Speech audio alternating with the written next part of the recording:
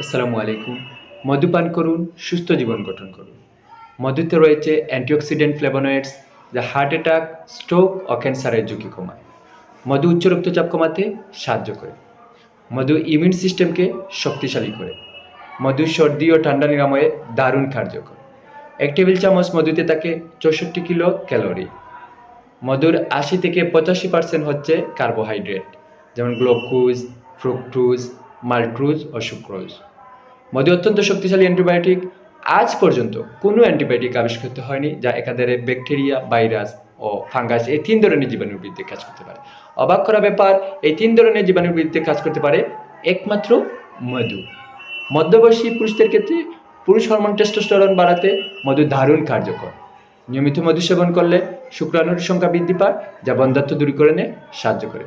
তাই আসুন নিয়মিত মধু সেবন করি, সুস্থভাবে জীবনযাপন করি।